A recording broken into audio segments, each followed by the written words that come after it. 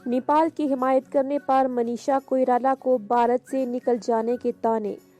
सरहदी तनाज़ा पर इंडिया के बजाय अपने आबाई मुल्क नेपाल की हिमायत करने पर बॉलीवुड अदाकारा 49 साला मनीषा कोइराला को भारतीय शहरियों ने हिंदुस्तान छोड़कर चले जाने के ताने देना शुरू कर दिए। मनीषा कोइराला का ताल्लुक नेपाल से है। उनकी पैदाइश और इब्तदाई तालीम भी नेपाल में ही हुई। ताहम उन्होंने कैरियर बनाने के लिए भारत का रुख किया और ज़्यादातर गैर मुल्की अफराद को लगता है कि वो भारतीय शहरी हैं। मनीषा कोइराला नेपाल के एक सियासी हिंदू घराने में पैदा हुई। उनके वालिद नेपाल के वजीर रह चुके हैं, जबकि उनके दादा 1950 की दहाई में नेपाल के वजीर आजम रह चुके हैं। मनीषा कोइराला के ख़ानदान के अफराद जहां सियासत में मुतहरिक हैं, वहीं उनके अहले खाना के अफराद शोबिज़, फैशन और मीडिया से भी वाबस्ता हैं। और मनीषा कोइराला ने अदाकारी को अपनाने के बाद 1990 के बाद भारतीय फिल्म इंडस्ट्री में किस्मत आजमाई और देखते ही देखते मशहूर हो गई। मनीषा कोइराला ने मुतअद्दिद बॉलीवुड फिल्मों में शानदार अदाकारी के बदौलत काफ़ी अवार्ड्स भी हासिल किए और पूरी दुनिया में बॉलीवुड इंडस्ट्री का नाम रोशन किया।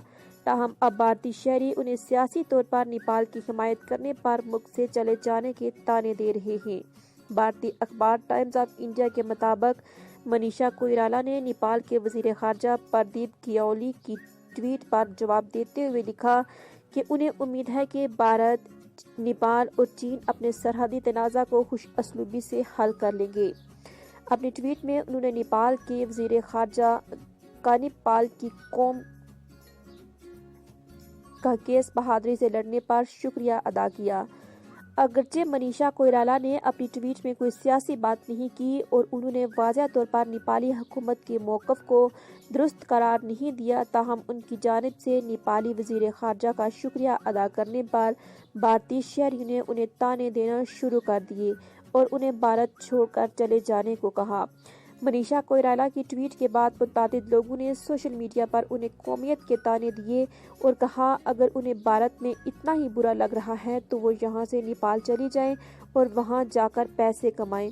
कई अफराद ने अदाकारा को शदीद तनकीद का निशाना बनाते हुए उन्हें याद दिलाया कि भारत की फिल्म इंडस्ट्री ने ही उन्हें पहचान दी और अब उन्हें शर्म ही नहीं आ रही और वो भारत के खिलाफ ही बातें कर रही हैं। ज़्यादातर लोगों ने उन्हें भारत छोड़कर नेपाल चले जाने के ताने दिए, मगर अदाकारा ने खुद पर होने वाली तनकीद पर किसी को कोई जवाब नहीं दिया। भारत और नेपाल के दरमियान कम से कम 200 साल से दोनों ममालिक की सरहद पर मौजूद काला पानी इलाका के नाम से मौजूद इलाके पर कशीदगी जारी है। तारीखी लिहाज से ये इलाका नेपाल का हिस्सा था, मगर 1816 में रियासत नेपाल और इस वक्त मुत्तहिदा हिंदुस्तान की ब्रिटिश इंडियन हुकूमत के दरमियान इस इलाके से मुतालिक एक मायदा हुआ, जिसे शगुली मायदे का नाम दिया गया। इस मायदे के तहत नेपाल की रियासत कालापानी के इलाके पर अपनी मलकियत के दावे से दस्तबरदारी हो गई थी, मगर साथ ही मायदे के तहत कुछ हकूक नेपाल को भी दिए गए थे। अलावा अजी नेपाल की रियासत को ब्रिटिश इंडियन हुकूमत ने बदले में दूसरे इलाकों तक भी रसाई दी थी। मगर 150 साल बाद जब मुत्तहिदा हिंदुस्तान की तकसीम हुई और भारत एक अलग मुल्क बना तो उसने दीगर इलाकों की तरह इस इलाके को भी अपनी हदूद में शामिल कर लिया, मगर नेपाल ने इस वक्त से ही इस पर एहतजाज शुरू कर दिया था।